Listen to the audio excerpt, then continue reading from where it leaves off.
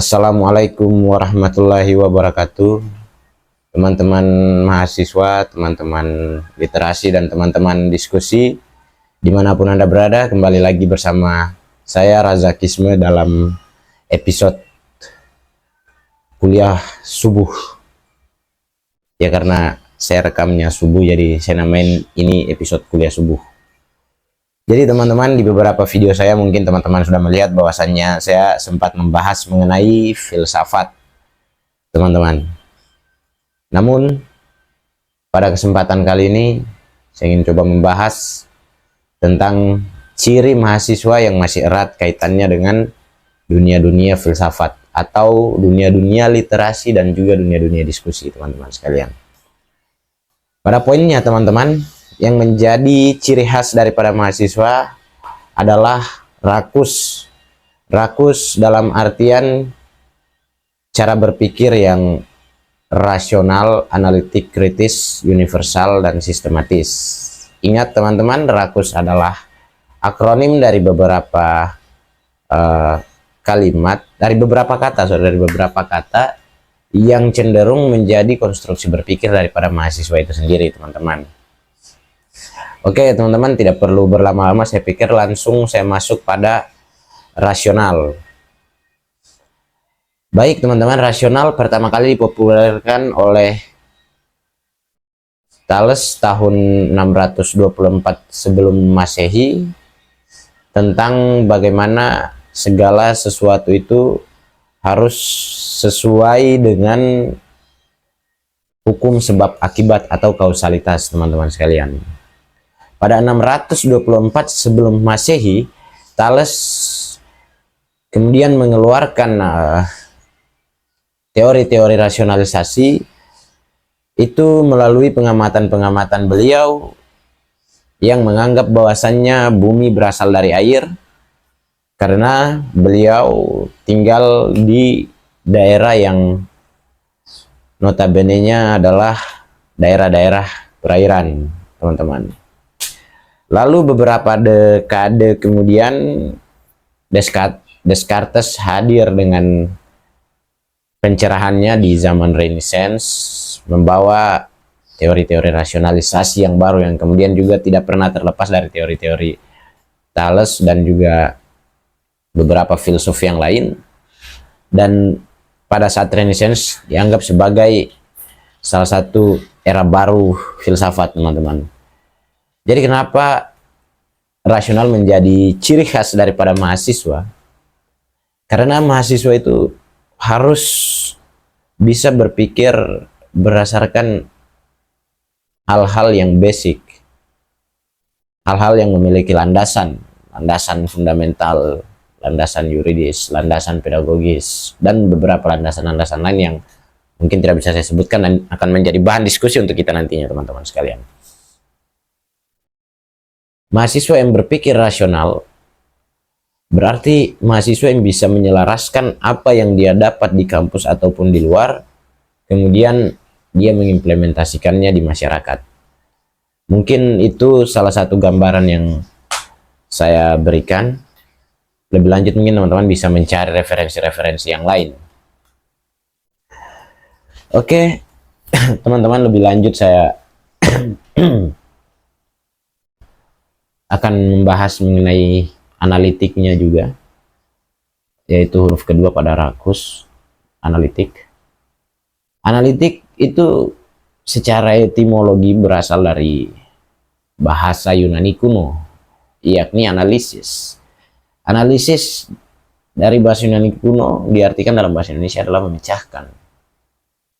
Jadi analisis merupakan satu variabel untuk menjadi win-win solution dalam satu problem. Nah, ini dipakai oleh beberapa filsuf untuk memecahkan masalah-masalah yang kira-kiranya akan menimbulkan pertanyaan-pertanyaan yang sulit atau sukar untuk dijawab dengan tenggat waktu yang sedikit, gitu teman-teman. Ini tidak perlu berlama-lama pada analitik. Saya pikir analitik sudah ada gambaran besar, teman-teman, bagaimana ketika menjadikan metode-metode analisis begitu banyak juga di dunia mahasiswa. Saya pikir kita sudah bisa masuk pada kritis ya teman-teman. Ya teman-teman, permasalahan kritis ini sudah sering dibicarakan di dunia kemahasiswaan teman-teman sekalian.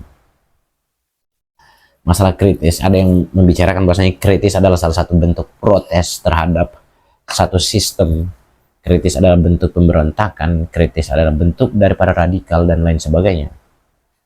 Namun perlu dilihat dari dua dua sisi mata pisau ya teman-teman. Kita perlu perhatikan itu juga. Perlu kita lihat juga dari situ. Kritis bukan berarti ugal-ugalan, kritis bukan berarti brutal.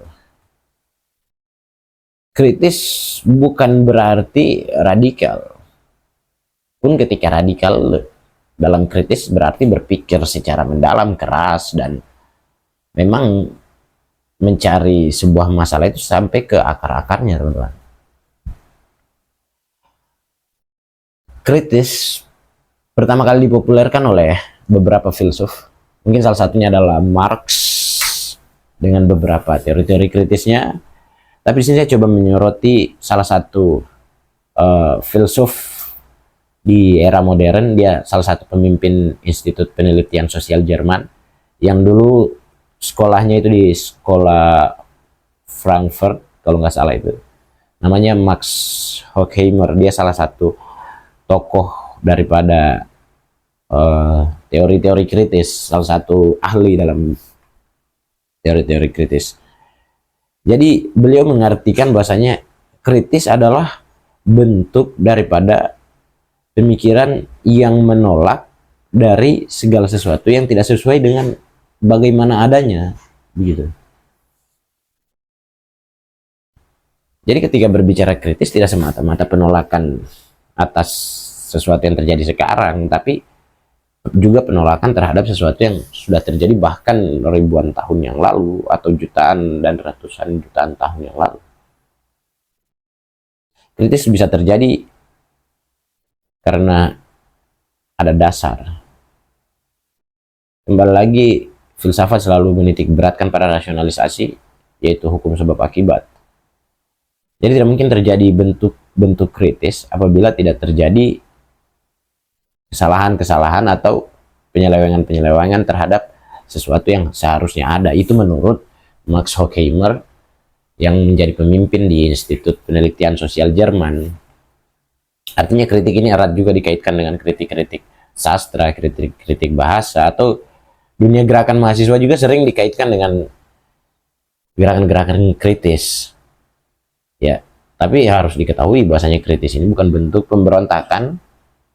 Kritis juga bukan bentuk-bentuk daripada separatis, melainkan kritis adalah bentuk evaluasi. Pada poinnya kritis adalah merubah satu sistem, berupaya untuk merubah satu sistem dari yang tidak baik menuju yang lebih baik, begitu teman-teman.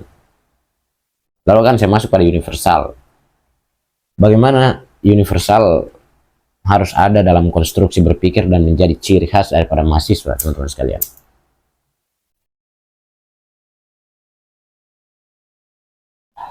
Universal memiliki artian yang besar, luas, skupnya besar, skup pemikirannya besar. Ciri-ciri mahasiswa itu harus berpikir universal.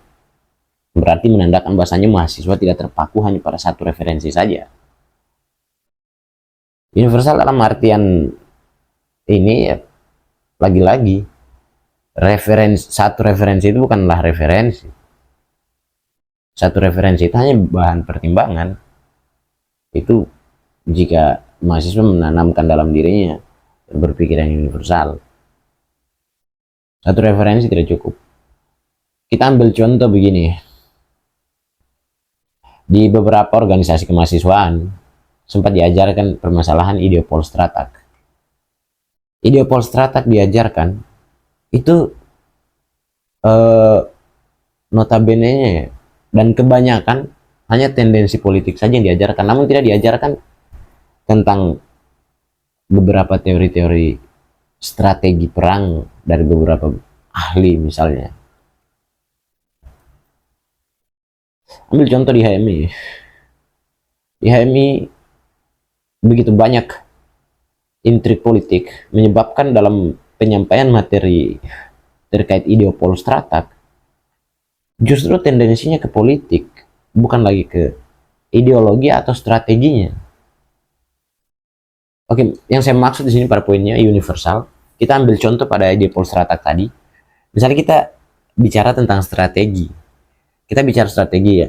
Organisasi-organisasi mahasiswa yang berbau keislaman hari ini berbicara masalah strategi selalu melihat pada role model dari Islam itu sendiri, yaitu Nabi Muhammad Shallallahu Alaihi Wasallam yang menjadi role model umat manusia sepanjang zaman ini ya. Tapi menurut saya dengan wawasan dan strategi perang yang luar biasa daripada Rasulullah Shallallahu Alaihi Wasallam, perlu kiranya kita mencari referensi yang lain. Misalnya kita coba lari ke Asia ya. Pemimpin-pemimpin di Asia kayak Sun Tzu, atau kemudian kita ke Amerika ada Subkomandante Marcos, lalu ada juga Che Guevara, ada juga Fidel Castro. Saya pikir Ideopol Stratak mereka itu masih bisa berjalan beriringan dengan Ideopol Stratak yang dibawakan oleh Muhammad SAW. Ini secara subjektif ya, supaya tidak ada tudingan-tudingan yang kontroversi ya. Saya tidak menyamakan Che Guevara, Sun Tzu, Subkomandante Marcos, Fidel Castro dan lain-lain itu dengan Muhammad, tapi dalam strategi berperang mereka kira-kira perlu untuk kita pelajari. Ya bukan dalam hal ini kita mau berperang, tapi penting untuk kita pelajari ilmunya itu loh. Jadi itulah yang saya maksud dengan universal. Kita tidak terpaku pada satu referensi. Kita tidak terpaku pada Ali Saryati saja misalnya kalau di HMI. Tapi kita bisa masuk pada, ya apalagi di Indonesia sendiri, Insinyur Soekarno, Harto Suwiryo, DNID. Masing-masing dari mereka kan punya metode berperang sendiri, strategi berperang sendiri. Ya saya pikir itu masalah universal ya teman-teman. Saya pikir sudah cukup jelas gambarannya. Lalu saya masuk pada sistematis teman-teman. Bagaimana sistematis ini masuk dalam konstruksi atau pola atau bentuk pemikiran mahasiswa yang membuat mahasiswa ini memiliki ciri sistematis.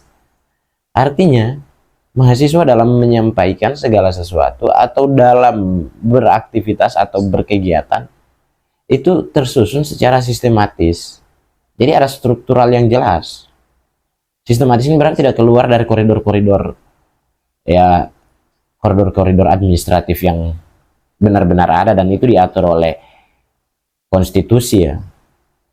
Adapun ketika teman-teman berorganisasi diatur oleh ADART atau teman-teman dalam berbangsa dan bernegara diatur dalam undang-undang, ya itu semuanya tidak terlepas daripada sistematis dalam berperilaku. Ya kita ambil contoh begini, sistematis ini kadang disepelekan oleh beberapa orang. Ya dari beberapa organisasi kayak ada yang bilang, itu hal-hal teknis, itu hal-hal teknis. Hal-hal teknis tersebutlah yang kemudian melangkahi syarat-syarat sistematisnya sesuatu. Jadi ketika dilangkahi, ya, mahasiswa sudah tidak memiliki itu. Dan saya yakin teman-teman sekalian, teman-teman cendekiawan, ketika teman-teman menjadi mahasiswa, tanpa disadari, kelima konstruksi berpikir tadi sudah menjadi ciri daripada teman-teman. Meskipun itu teman-teman adalah mahasiswa yang tergolong kupu-kupu, kura-kura, kuliah pulang, kuliah rapat, atau yang lain sejenisnya. Tanpa teman-teman sadari, teman-teman dalam beberapa kesempatan melakukan itu. Dan itulah teman-teman. Dan saya adalah tipikal orang yang kemudian menerapkan rakus ini menjadi ciri khas daripada mahasiswa. Kebetulan saya orang juga yang berkecimpung dalam dunia gerakan mahasiswa. baik itu propaganda mahasiswa maupun gerakan-gerakan demonstrasi. Artinya teman-teman, mahasiswa hari ini sebagai agent of change memang harus bisa menanamkan dalam dirinya sebagai membawa perubahan, bahwasannya segala macam aktivitas dan tingkah laku mahasiswa itu memiliki konsep-konsep dasar yang implikasinya semata-mata untuk kepentingan umat dan bangsa. Mungkin sekian dari saya teman-teman, sampai jumpa pada episode-episode berikutnya. Akhirul kalam, billahi taufiq wal hidayah. Wassalamualaikum warahmatullahi wabarakatuh. Ingatlah teman-teman, talabal ilman faridatan ala kulli muslimin wal muslimat. Artinya cari sendiri.